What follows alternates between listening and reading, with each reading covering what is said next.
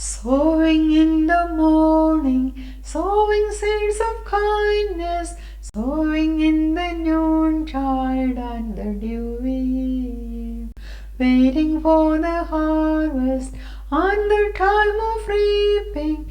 We shall come rejoicing, bringing in the sheaves, bringing in the sheaves, bringing in the sheaves.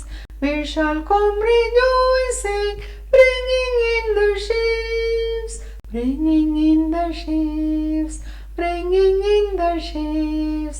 We shall come rejoicing, bringing in the sheaves. Sowing in the sunshine, sowing in the shadows, fearing neither clouds nor winter's chilling breeze. By and by the harvest and the labor ended, we shall come rejoicing, bringing in the sheaves, bringing in the sheaves, bringing in the sheaves. We shall come rejoicing, bringing in the sheaves, bringing in the sheaves, bringing in the sheaves. We shall come rejoicing, bringing in the sheaves. Going forth with weeping, sowing for the Master, though the Lord sustained our spirit often grieves. When our weeping's over, He will bid us welcome. We shall come rejoicing, bringing in the sheaves, bringing in the sheaves, bringing in the sheaves. We shall come rejoicing, bringing in the sheaves, bringing in the sheaves, bringing in the sheaves. We shall come rejoicing, bringing in the sheaves. Warm greetings from Kindergarten at Bethesda in the mighty name of our Lord and Savior Jesus Christ. Dear sisters and brothers, നമ്മുടെ കർത്താവായ യേശു ക്രിസ്തുവിൻ്റെ പുനരുത്ഥാനത്തിന് മുമ്പുള്ള 9ാമത്തെ ഞായറാഴ്ചയാണ് ഇന്ന്. Church of south India ഈ ഞായറാഴ്ച mission Sunday ആയി ആചരിക്കുന്നു. യേശു ക്രിസ്തുവിനെ പറ്റി ഒരിക്കലും കേട്ടിട്ടില്ലാത്തവർക്കും അറിഞ്ഞിട്ടില്ലാത്തവർക്കും യേശുവിനെ പരിചയപ്പെടുത്തി കൊടുത്ത് യേശുവിലൂടെയുള്ള രക്ഷയിലേക്ക് അവരെ ക്ഷണിക്കേണ്ടതിൻ്റെ ആവശ്യകത, അനിവാര്യത ഈ ഞായറാഴ്ച ഒന്നുകൂടെ പ്രഖ്യാപിക്കപ്പെടുന്നു. ഈ ഭൂതലത്തിൽ എവിടെയെങ്കിലും ആരെങ്കിലും ഈ രക്ഷകനെ തങ്ങളുടെ കർത്താവും രക്ഷിതാവുമായി സ്വീകരിച്ചിട്ടില്ല എങ്കിൽ അതിൻ്റെ ഉത്തരവാദിത്വം നാം ഏൽക്കണം. കാരണം ദൈവം യേശുക്രിസ്തുവിലൂടെ നമ്മെ രക്ഷിച്ചിരിക്കുന്നത് ആ രക്ഷകൻ്റെ സദ്ഗുണങ്ങളെ ഘോഷിക്കുവാനാണ്. പാപത്തിലകപ്പെട്ട് അലഞ്ഞുഴലുന്ന, അന്ധകാരത്തിൽ തപ്പിത്തടയുന്ന ധാരാളം ആൾക്കാർ നമുക്ക് ചുറ്റുമുണ്ട്. ആയിരങ്ങളല്ല, ലക്ഷങ്ങളായുള്ള ആൾക്കാരുണ്ട്. അവർ ഒരിക്കൽ പോലും യേശു എന്ന നാമം കേട്ടിട്ടില്ലാത്തവരാണ്. അത് നാം മനസ്സിലാക്കണം. അവർക്ക് ആഗ്രഹമുണ്ട്, ഞങ്ങളെ ഈ പാപത്തിൽ നിന്ന് ആര് വിടുവിക്കും? ഞങ്ങൾക്ക് മോക്ഷം വേണം, ഞങ്ങളുടെ ആത്മാക്കൾ രക്ഷപ്രാപിക്കണം, പാപരഹിതരായി ഞങ്ങൾക്ക് ദൈവത്തെ കാണണം, ദൈവമായുള്ള കൂട്ടായ്മ ഞങ്ങൾ ആഗ്രഹിക്കുന്നു. ആ രീതിയിൽ ഒരു രക്ഷകന് വേണ്ടി ആഗ്രഹിക്കുന്ന ആളുകളാണ് ധാരാളമായി നമുക്ക് ചുറ്റും കാണപ്പെടുന്നത്. അവർക്ക് ആഗ്രഹമുണ്ട് നന്മയിലേക്ക് വരുവാൻ, പാപത്തിൽ നിന്ന് വിടുതൽ പ്രാപിക്കണമെന്ന്, പാപജീവിതം ഉപേക്ഷിക്കണമെന്ന് അവർക്ക് ആഗ്രഹമുണ്ട്. പക്ഷേ ഞങ്ങളെ ആര് രക്ഷിക്കും? അങ്ങനെ ആഗ്രഹമുള്ളവരെ യേശുക്രിസ്തു ഉപമിച്ചിരിക്കുന്നത് ഒരു വയലിനോടാണ്. അതായത് ഗോതമ്പോ നെല്ലോ യവമോ ബാർലിയോ ഒക്കെ വിളഞ്ഞ് പഴുത്ത് കൊയ്യുവാൻ പാകമായി നിൽക്കുന്ന വയലിനോട്. യേശുക്രിസ്തു പറയുന്നു, നിങ്ങൾ തലപൊക്കി നോക്കുവീൻ, വയലുകൾ വിളഞ്ഞ് കൊയ്ത്തിനായി വെളുത്തിരിക്കുന്നു എന്ന്. അർജൻറ്റായിട്ട് നാം ചെയ്യേണ്ടതാണ് കൊയ്ത്ത്. അങ്ങനെ കൊയ്തെടുത്തില്ല എങ്കിൽ ആ ധാന്യമണികളെല്ലാം നിലത്ത് വീണ് നശിച്ചു പോകും. അപ്പോൾ ആഗ്രഹത്തോടെ ആയിരിക്കുന്ന മനുഷ്യരെ, അല്ലെങ്കിൽ മോക്ഷം പ്രാപിക്കണം, രക്ഷ പ്രാപിക്കണം, ഞങ്ങൾക്ക് ഈശ്വരനെ കാണണം, ഈശ്വരനിൽ ഞങ്ങൾക്ക് അഭയം പ്രാപിക്കണം എന്ന് ആഗ്രഹത്തോടെ ആയിരിക്കുന്നവരെ നാം അപ്പോൾ രക്ഷിച്ചില്ല എങ്കിൽ, അർജൻറ്റായിട്ട് അത് ചെയ്തില്ല എങ്കിൽ അവർ നശിച്ചു പോകും. കാരണം ഈ ആഗ്രഹം എപ്പോഴും അവരുടെ ഉള്ളിൽ കാണില്ല. അവർക്ക് രക്ഷ കിട്ടുന്നില്ല എന്ന് കണ്ടു കഴിയുമ്പോൾ അവർ നിരാശരാകും, ഭഗ്നാശയരായി അവർ മാറിപ്പോകും. അവർ നിത്യമായ നാശത്തിലേക്ക് അവർ പോകും. കാരണം അവരെ തക്ക സമയത്ത് രക്ഷിക്കുവാൻ, അവരോട് സുവിശേഷം പറഞ്ഞു കൊടുക്കുവാൻ, യേശുക്രിസ്തുവിനെ കാണിച്ചു കൊടുക്കുവാൻ ആരും അവരുടെ സമീപേ ഇല്ല എങ്കിൽ, അങ്ങനെ ഒരു അവസരം അവർക്ക് ലഭിച്ചില്ല എങ്കിൽ അവർ നശിച്ചു പോകും. അതിനാണ് യേശുക്രിസ്തു അവരെ വയലിനോട്, വിളഞ്ഞ് പഴുത്ത് കൊയ്യുവാൻ പാകമായിരിക്കുന്ന വയലിനോട് ഉപമിച്ചിരിക്കുന്നത്. പ്രിയ സഹോദരങ്ങളെ, ഇന്നത്തെ നമ്മുടെ വചനപാഠം വിശുദ്ധനായ യോഹന്നാൻ ശ്ലീഹ എഴുതിയ സുവിശേഷം 4-ാം അധ്യായം 1 മുതൽ 38 വരെയുള്ള വാക്യങ്ങളാണ്. ഒരു രക്ഷകനെ, മശിഹായെ കാത്ത് വളരെ ആഗ്രഹത്തോടെ നടന്ന ഒരു സ്ത്രീയെ നമുക്കിവിടെ പരിചയപ്പെടാം. ശമര്യയിലുള്ള സ്ത്രീയായിരുന്നു അത്, ശമര്യക്കാരത്തി സ്ത്രീ. ആ സ്ത്രീ ഉള്ളിൻ്റെ ഉള്ളിൽ ആഗ്രഹിച്ച് നടക്കുകയാണ്. തൻ്റെ ജീവിതം വളരെ പ്രയാസത്തിലാണ്. ഈ ലോകത്തിലെ സുഖസൗകര്യങ്ങളോ അല്ലെങ്കിൽ അവളുടെ വിവാഹ ജീവിതത്തിലെ ആ കാര്യങ്ങളോ ഒന്നും അവൾക്കൊരു സമാധാനമോ ഒരു നിത്യമായ സന്തോഷമോ കൊടുക്കുന്നില്ല. She was A failure. ആകെ വിഷണ്ണയായ ഒരു സ്ത്രീ, എങ്ങും ഒരു സന്തോഷമോ സമാധാനമോ കിട്ടാതെ, ഇവിടെ ഒരു രക്ഷകനെ കണ്ടുകിട്ടും, മശിഹായെ ഇവിടെ കണ്ടുകിട്ടും, എങ്ങനെയാണ് മശിഹായെ സമീപിക്കുക എന്നുള്ള ആഗ്രഹത്തോടെ നടന്ന ഒരു സ്ത്രീയെ യേശു തമ്പുരാൻ തൻ്റെ യാത്രാമധ്യേ കണ്ടുമുട്ടുന്നു.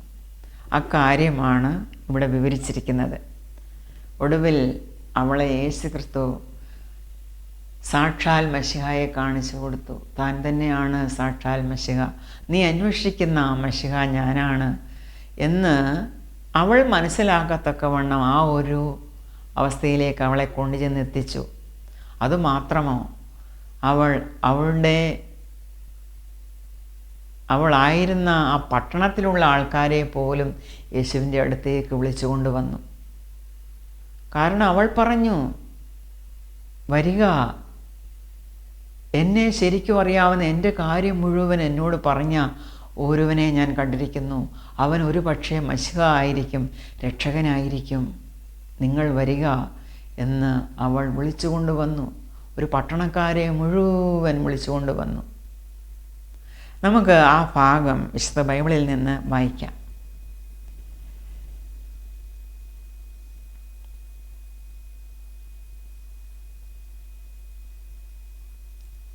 യേശു യഹൂദ്യദേശം വിട്ട് പിന്നെയും ഗലീലയ്ക്ക് യാത്രയായി. അവൻ ശമര്യയിൽ കൂടെ കടന്നു പോകേണ്ടി വന്നു. അങ്ങനെ യേശു സുഖാർ എന്നൊരു ശമര്യ പട്ടണത്തിൽ എത്തി. അവിടെ യാക്കോബിൻ്റെ കിണറുണ്ടായിരുന്നു. യേശു വഴി നടന്ന് ക്ഷീണിച്ചിട്ട് ആ കിണറിനരികെ ഇരുന്നു. അപ്പോൾ ഏകദേശം ഉച്ചസമയമായിരുന്നു, 12 മണിയായിരുന്നു. ഒരു ശമര്യ സ്ത്രീ വെള്ളം കോരുവാൻ വന്നു. യേശു അവളോട്, എനിക്ക് കുടിപ്പാൻ തരുമോ എന്ന് ചോദിച്ചു. അവൻ്റെ ശിഷ്യന്മാർ ഭക്ഷണസാധനങ്ങളെ കൊള്ളുവാൻ പട്ടണത്തിൽ പോയിരുന്നു. ശമര്യ സ്ത്രീ യേശുവിനോട്, നീ യഹൂദനായിരിക്കെ ശമര്യക്കാരത്തിയായ എന്നോട് കുടിപ്പാൻ ചോദിക്കുന്നത് എങ്ങനെ? യഹൂദന്മാർക്കും ശമര്യക്കാർക്കും തമ്മിൽ സമ്പർക്കമില്ല. അതിന് യേശു, നീ ദൈവത്തിൻ്റെ ദാനവും നിന്നോട് കുടിപ്പാൻ ചോദിക്കുന്നവൻ ആരെന്നും അറിഞ്ഞു എങ്കിൽ നീ അവനോട് ചോദിക്കുകയും അവൻ ജീവനുള്ള വെള്ളം നിനക്ക് തരികയും ചെയ്യുമായിരുന്നു. സ്ത്രീ യേശുവിനോട്, യജമാനനെ, നിനക്ക് കോരുവാൻ പാത്രമില്ലല്ലോ, കിണർ ആഴമുള്ളതാകുന്നു, പിന്നെ ജീവനുള്ള വെള്ളം നിനക്ക് എവിടെ നിന്ന്? നമ്മുടെ പിതാവായ യാക്കോബിനേക്കാൾ നീ വലിയവനോ? അവനാകുന്നു ഈ കിണർ ഞങ്ങൾക്ക് തന്നത്. അവനും അവൻ്റെ മക്കളും മൃഗങ്ങളും ഇതിലെ വെള്ളം കുടിച്ചു പോന്നു എന്ന് പറഞ്ഞു. യേശു അവളോട്, ഈ വെള്ളം കുടിക്കുന്നവനെല്ലാം പിന്നെയും ദാഹിക്കും. ഞാൻ കൊടുക്കുന്ന വെള്ളം കുടിക്കുന്നവനോ ഒരു നാളും ദാഹിക്കുകയില്ല. ഞാൻ കൊടുക്കുന്ന വെള്ളം അവനിൽ നിത്യജീവങ്കിലേക്ക് പൊങ്ങി വരുന്ന നീരുറവായി തീരും എന്ന് പറഞ്ഞു. സ്ത്രീ യേശുവിനോട്, യജമാനനെ, എനിക്ക് ദാഹിക്കാതെയും ഞാൻ കോരുവാൻ ഇവിടത്തോളം വരാതെയും ഇരിക്കേണ്ടതിന് ആ വെള്ളം എനിക്ക് തരേണം എന്ന് പറഞ്ഞു. യേശു അവളോട്, പോയി നിൻ്റെ ഭർത്താവിനെ വിളിച്ചുകൊണ്ട് വരിക എന്ന് പറഞ്ഞു. എനിക്ക് ഭർത്താവ് ഇല്ല എന്ന് സ്ത്രീ യേശുവിനോട് ഉത്തരം പറഞ്ഞതിന്, എനിക്ക് ഭർത്താവില്ല എന്ന് നീ പറഞ്ഞത് ശരി. 5 ഭർത്താക്കന്മാർ നിനക്കുണ്ടായിരുന്നു, ഇപ്പോൾ ഉള്ളവനോ ഭർത്താവല്ല. നീ പറഞ്ഞത് സത്യം തന്നെ എന്ന് യേശു പറഞ്ഞു. സ്ത്രീ അവനോട്, യജമാനനെ, നീ ഒരു പ്രവാചകൻ എന്ന് ഞാൻ കാണുന്നു. ഞങ്ങളുടെ പിതാക്കന്മാർ ഈ മലയിൽ നമസ്കരിച്ചു വന്നു. നമസ്കരിക്കേണ്ടുന്ന സ്ഥലം യെരൂശലേമിലാകുന്നു എന്ന് നിങ്ങൾ പറയുന്നു എന്ന് പറഞ്ഞു. യേശു അവളോട് പറഞ്ഞത്, സ്ത്രീയെ, എൻ്റെ വാക്ക് വിശ്വസിക്ക. നിങ്ങൾ പിതാവിനെ നമസ്കരിക്കുന്നത് ഈ മലയിലും അല്ല യെരൂശലേമിലുമല്ല എന്നുള്ള നാഴിക വരുന്നു. നിങ്ങൾ അറിയാത്തതിനെ നമസ്കരിക്കുന്നു, ഞങ്ങളോ അറിയുന്നതിനെ നമസ്കരിക്കുന്നു. രക്ഷ യഹൂദന്മാരുടെ ഇടയിൽ നിന്നല്ലോ വരുന്നത്.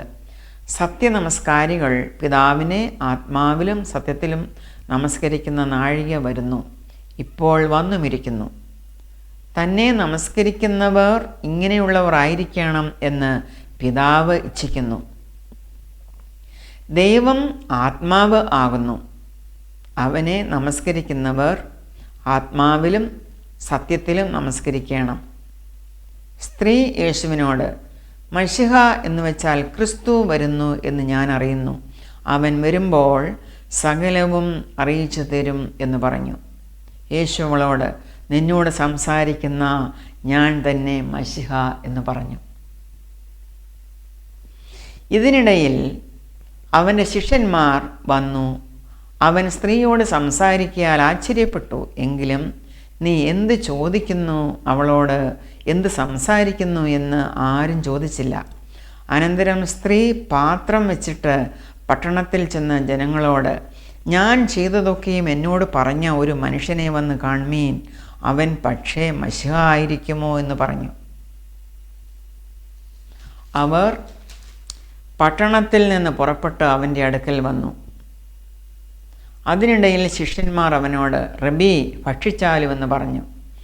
അതിന് യേശു, നിങ്ങളറിയാത്ത ആഹാരം ഭക്ഷിപ്പാൻ എനിക്കുണ്ട് എന്ന് അവരോട് പറഞ്ഞു.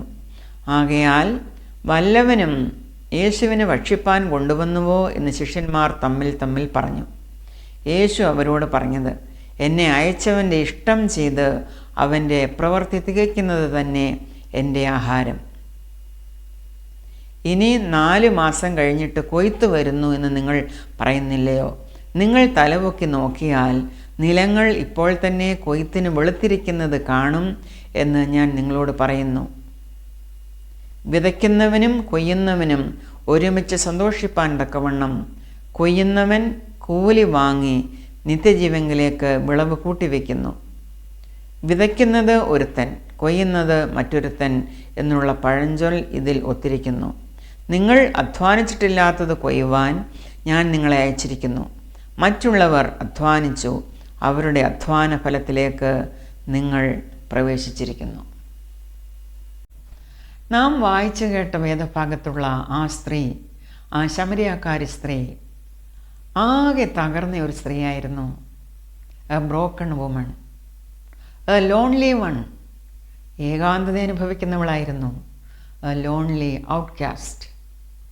അക്കാലത്ത് യഹൂദന്മാരും ശമരിയാക്കാരും ശത്രുക്കളായിരുന്നു. തമ്മിൽ സമ്പർക്കമുണ്ടായിരുന്നില്ല.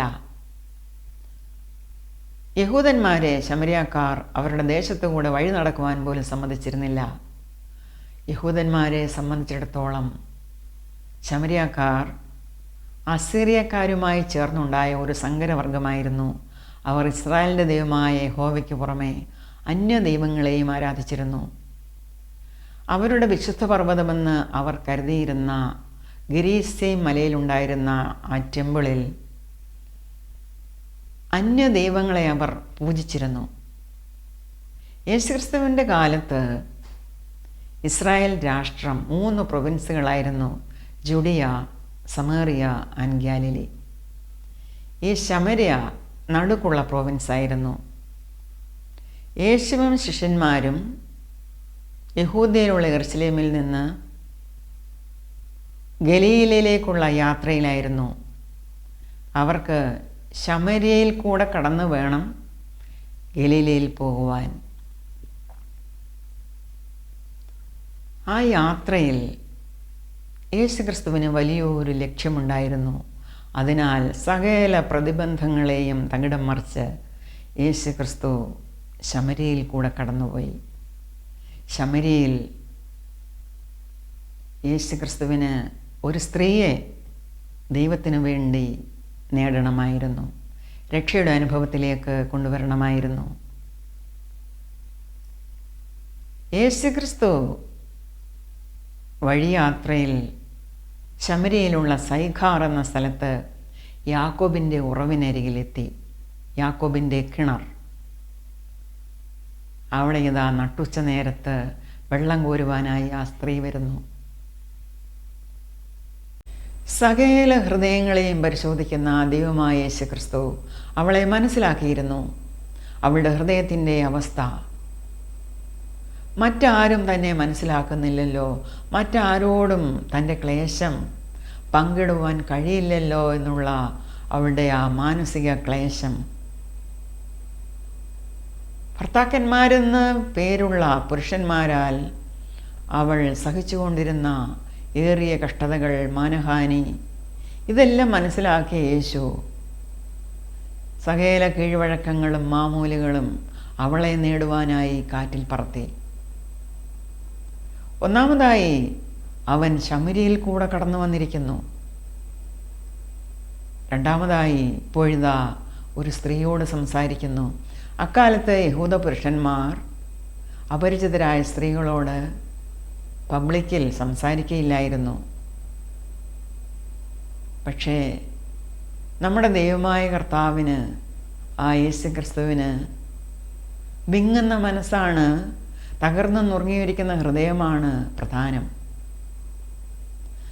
ആ ശമര്യ സ്ത്രീയെപ്പറ്റി, ആ സൈഖാറിൽ താമസിക്കുന്ന ആ സ്ത്രീയെപ്പറ്റി ആർക്കും അറിയാത്ത കാര്യങ്ങൾ യേശുക്രിസ്തുവിന് അറിയാമായിരുന്നു. അവൾ ദൈവഭയമുള്ള ഒരു സ്ത്രീയായിരുന്നു. തിരുവെഴുത്തുകളിൽ പ്രാവീണ്യമുള്ള ഒരു സ്ത്രീയായിരുന്നു. കൂടുതൽ കൂടുതൽ ദൈവത്തെപ്പറ്റി അറിയണമെന്നും അതുപോലെ ഒരു മശിഹ അവരുടെ ഉദ്ധാരകനായി വരുന്നു എന്നതിനെപ്പറ്റിയൊക്കെയും അവൾക്ക് ശരിക്കും അറിയാമായിരുന്നു. അവളൊരു ഉദ്ധാരകനെ പ്രതീക്ഷിച്ചിരുന്നു. യേശുക്രിസ്തുവുമായുള്ള അവളുടെ സംഭാഷണത്തിൽ നിന്ന് നമുക്കതെല്ലാമാണ് മനസ്സിലാക്കുവാൻ കഴിയുന്നത്. യേശുക്രിസ്തു സംഭാഷണ മധ്യേ 5 ഭർത്താക്കന്മാരുടെ കാര്യം പറഞ്ഞപ്പോൾ അതവൾക്ക് അലോരസമായി തോന്നിയില്ല. അങ്ങനെയല്ല അവൾക്ക് തോന്നിയത്. തന്നെ ശരിക്കും അറിയാവുന്ന ഒരു പ്രവാചകനാണ് ഈ നിൽക്കുന്നത് എന്ന അത്ഭുതമാണ് അവൾക്കുണ്ടായത്. കാരണം ഒരാളെങ്കിലും തന്നെ യഥാർത്ഥത്തിൽ അറിയാവുന്നവനായി ഈ ഭൂമിയിൽ ഉണ്ടല്ലോ എന്നവൾ ഓർത്തുപോയി. പ്രിയ സഹോദരങ്ങളെ, ഈ ശമരിയാക്കാരി സ്ത്രീ തനിക്ക് ലഭിച്ച ആ വെളിപ്പാടുമായി അവിടെ നിൽക്കുവാൻ കഴിയാതെ ഓടുകയാണ്.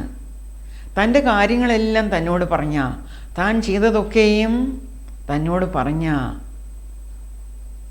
ഒരു മനുഷ്യനെ നിങ്ങൾ വന്ന് കാണുവീൻ, അവൻ ഒരു പക്ഷേ മശിഹ ആയിരിക്കുമോ? അങ്ങനെ ചോദിക്കണമെങ്കിൽ എത്രമാത്രം ആവലോടെ അവർ മശിഹായെ കാത്തിരുന്നു എന്നാണ് നാം ഓർക്കേണ്ടത്. She is running back to her community to announce that she had met someone who could be the Messiah. ചുറ്റുപാടുമുള്ളവർ സംശയത്തോടെ നോക്കുകയും അവർക്ക് മനസ്സിൽ തോന്നുന്നത് പോലെ പറയുകയും കുറ്റമാരോപിക്കുകയും ചെയ്യുമ്പോൾ അങ്ങനെ പറഞ്ഞവരുടെ മധ്യത്തിൽ അവളുടെ തലയുയർത്തുവാൻ യഥാർത്ഥത്തിലുള്ള അവളുടെ അവസ്ഥ മനസ്സിലാക്കിയവനായ യേശു അവളെ അവളുടെ പട്ടണം നേടുവാൻ തക്കവണ്ണം വിറ്റ്നസ്സാക്കി നിർത്തുവാൻ ആഗ്രഹിച്ചു. അതിനായി പല പ്രതിബന്ധങ്ങളും തകിടം മറിച്ചുകൊണ്ട് ഇറങ്ങി പുറപ്പെട്ട ഒരു രക്ഷകനെയാണ് ഇവിടെ യേശുവിൽ നാം കാണുന്നത്. പ്രിയ സഹോദരങ്ങളെ, നാം അറിയാതെ നമ്മെ അറിയുന്നവനായ ഒരു ദൈവം. തുടർന്ന് യേശു താൻ യഥാർത്ഥത്തിൽ ആരാണെന്ന്, അതായത് തൻ്റെ ഐഡൻറ്റിറ്റി അവൾ സ്വയം കണ്ടുപിടിക്കുവാൻ അവളുടെ മുമ്പിൽ വിനീതനായി. എത്രമാത്രം സ്നേഹമാണ് യേശുവിൽ കൂടെ അവിടെ ഒഴുകിയെത്തിയത്. ദാഹിച്ചു വലഞ്ഞ ഒരു മനുഷ്യനെയാണ് ആദ്യം അവൾ കാണുന്നത്. പിന്നീട് അവനൊരു യഹൂദനാണെന്ന് മനസ്സിലാക്കുന്നു. തുടർന്ന് ഒരു റബ്ബിയാണെന്ന് മനസ്സിലാക്കുന്നു. തുടർന്നുള്ള സംഭാഷണത്തിൽ അവനൊരു പ്രവാചകനാണെന്ന് മനസ്സിലാക്കുന്നു. അതിനുശേഷം താൻ കാത്തിരുന്ന മശിഹായാണോ താൻ എന്നുള്ള സംശയം അവളിലുണ്ടാകുന്നു. അപ്പോൾ യേശു പറഞ്ഞു കൊടുത്തു, നിന്നോട് സംസാരിക്കുന്ന ഞാൻ തന്നെ മശിഹ. മാത്രവുമല്ല, യേശു ദൈവ സ്വഭാവം അവളെ പഠിപ്പിച്ചു. By asking her for a drink, Jesus was breaking racial, religious and gender barriers. He teaches that we should be kind to persons irrespective of their belief system, culture or life situations. പക്ഷേ ഇന്ന് നാം കണ്ടുവരുന്നത് അങ്ങനെയുള്ള കുടുംബങ്ങളെയും വ്യക്തികളെയും മനഃപൂർവ്വം അവഗണിക്കുന്നതാണ്. സ്വന്തം ആവശ്യത്തിന് വീട്ടിലേക്ക് വെള്ളം കൊണ്ടുപോകാൻ വന്ന ആ ശമരിയാക്കാരി സ്ത്രീ അവളുടെ ആവശ്യം മറന്ന് പാത്രം ഉപേക്ഷിച്ച് ഓടിപ്പോകുന്ന കാഴ്ചയാണ് നാം ഇവിടെ കാണുന്നത്. തൽക്കാലത്തേക്കുള്ള ദാഹശമനമല്ല, നിത്യതയോളം സന്തോഷിക്കുവാനുള്ള ജീവജലം എന്ന ദൈവസ്നേഹത്തിൽ അവൾ തൃപ്തയായി. ഒരു ഔട്ട്കാസ്റ്റ് എന്ന് യഹൂദന്മാർ കരുതിയിരുന്ന ആ ശമരിയാക്കാരി സ്ത്രീയോട് താൻ ആരാധിക്കേണ്ട യഥാർത്ഥ ദൈവത്തെപ്പറ്റി, ആരാധിക്കേണ്ട രീതിയെപ്പറ്റി, ആരാധിക്കേണ്ട സ്ഥലം, ആരാധിച്ചാൽ ലഭിക്കുന്നത് എന്തെല്ലാം എന്ന് പറഞ്ഞ് മനസ്സിലാക്കി അവളിൽ യേശു ഒരു ഹോളിസ്റ്റിക് ട്രാൻസ്ഫോർമേഷൻ വരുത്തി. മറ്റുള്ളവർക്ക് ഈ ദൈവത്തെ കാണിച്ചു കൊടുക്കുവാനുള്ള ആവശ്യബോധവും എർജൻസിയും അവളിൽ ഉളവാക്കി. പ്രിയ സഹോദരങ്ങളെ, നമ്മുടെ പ്രമോദമായ ഈ രക്ഷകനെ മറ്റുള്ളവർക്ക് എങ്ങനെ പരിചയപ്പെടുത്താം എന്നാഗ്രഹിക്കുന്ന മിഷൻ ഫീൽഡിലായിരിക്കുന്നവർക്ക് ഈ സംഭവം വളരെയധികം പ്രചോദനം നൽകുന്നതാണ്. അവർക്കിതൊരു പാഠമാണ്.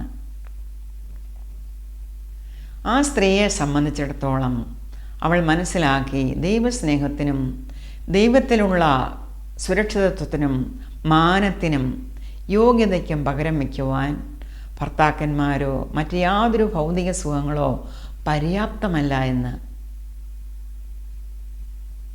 അവൾ മനസ്സിലാക്കി. സ്ത്രീ എന്ന അവസ്ഥയോ വംശീയതയോ ചരിത്രമോ ജീവിത ചുറ്റുപാടുകളോ None of that mattered Jesus. Jesus cares for the outcast of society.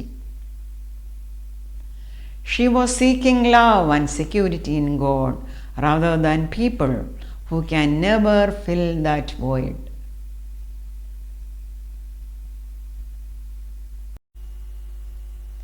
ഈ വേദവചന ഭാഗം ഏറ്റവും പ്രധാനപ്പെട്ട ഒരു ചിന്തയാണ് നമുക്ക് കൈമാറുന്നത്. യേശുക്രിസ്തു ആ ശമരിയാക്കാരി സ്ത്രീയിൽ കണ്ടത് കൊയ്ത്തിനായി വെളുത്തിരിക്കുന്ന ഒരു വയലാണ്. A field white for harvest. ഇപ്പോൾ അവളെ രക്ഷപ്പെടുത്തിയില്ല എങ്കിൽ അവൾ എന്നേക്കുമായി നശിച്ചു പോകും. അവൾ അത്രമാത്രം പരവശയാണ്, ആശയറ്റവളാണ്, ദുഃഖിതയാണ്.